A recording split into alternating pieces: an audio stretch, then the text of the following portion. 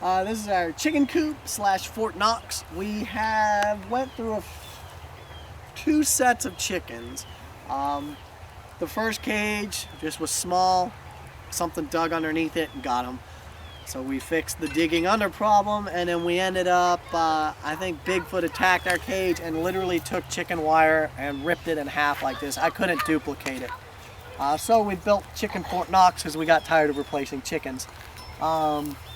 This is pretty much their yard. They can run. We do let free range the yard when the dogs are up, because the dogs like to eat our chickens too. So here, this pin gives them plenty of room to just run around and be chickens. It was grass and they ate it all. We do give them scraps from the night before, or whenever we're doing canning or peeling of apples or oranges or anything else. We pretty much throw the scraps in there to them, and they usually devour them. We do have a compost bin for whatever they don't like or can't have. These 10 chickens give us about 10 eggs a day right now. We are overloaded with eggs, but we do have another 8 chicks, possibly going to be raised up to a larger amount. So that way we can, every year we're going to get about 8 to 10 chickens. That way we can cycle our stock. That way, as the chickens start getting older, we don't run out of eggs. We'll always have a new supply. We don't have any roosters. We don't want any roosters right now. We will add roosters later and actually start creating our own baby chickens. It's not something we're interested in right now. There is a hot wire that runs all the way around the top of the coop as well as the bottom of the coop to keep the dogs out. Right now it's a little loose. I need to put a top board on this and stretch it all back out. This is Chicken Fort Knox right here. We have motion sensing lights on the ends. Electric wire around everything. This ramp down here can actually, every night we come in here, grab our chain that's hooked on the ramp, and then you lock the ramp in place. Nothing can get in and out.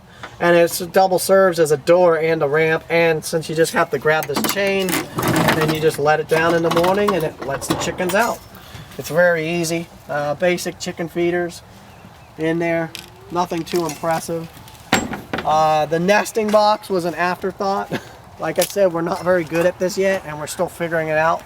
So we just kind of bolted it on the side of the cage, and it's actually worked out really well because you just flip this open.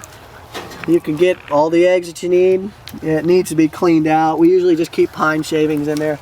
The whole coop needs to be cleaned out right now, but that'll be a tomorrow job. This is our gate into the pen. We keep a lock on it, not really to keep people out, it's to keep the dogs out, because they could hit that up with their nose or their paw and then it's free chicken buffet for them. So we basically just put that in there and they can't open that at all. We also have this door to access the bottom of the pen. Speaking of that, guess what you get to do? Go in there and get that egg. Come here, baby. All right, then they'll come out. Why are you laying eggs on the bottom? Watch your head. I don't tell. We learned quickly, this door was an afterthought. We learned that after having to lift up the cage to get into the bottom, it sucked. So we ended up putting a door in. It does happen. Make sure anything you build that you can climb into and still get in, or at least send your kids in there to get them.